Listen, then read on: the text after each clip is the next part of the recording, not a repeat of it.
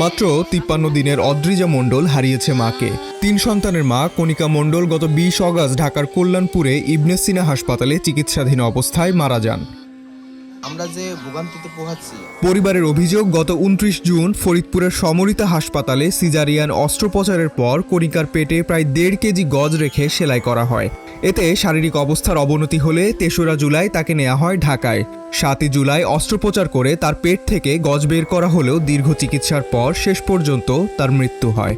তার ওই অপারেশন করার সময় তার নাড়ি কেটে ফেলা হয়েছিল, অথবা কোনো অরিজিনাল কোনো অর্গান কাটার পরে সেটা তারা কখনো আর সেটা সারতে পারে নাই।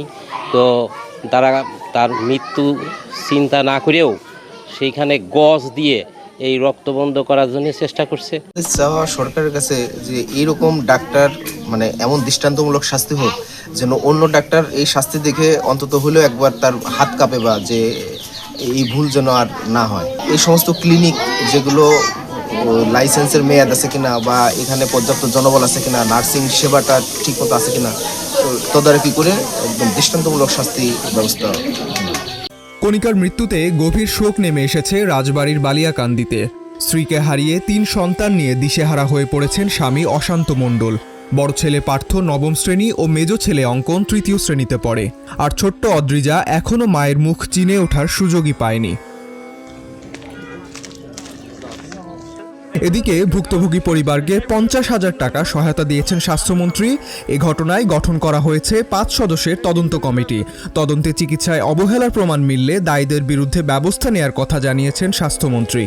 5 সদস্য বিশিষ্ট তদন্ত কমিটি গঠন করা হয়েছে। 5 কর্মদিবসের ভিতরে, মানে শুক্র শনি আজকে বাদ দিলে রবি সোম মঙ্গল বুধ আগামী বৃহস্পতিবারের মধ্যে তদন্ত কমিটি তাদের প্রতিবেদন দাখিল করবে। প্রতিবেদন দাখিল হওয়ার পর আমরা আমাদের সরকারি বিধি মোতাবেক দেশের প্রচলিত আইন অনুযায়ী যতটুকু কঠোরতম অবস্থা গ্রহণ করা যায় আমরা করব। এটা অত্যন্ত একটা বেদনাদায়ক ঘটনা। ডেস্ক রিপোর্ট, আজকের পত্রিকা।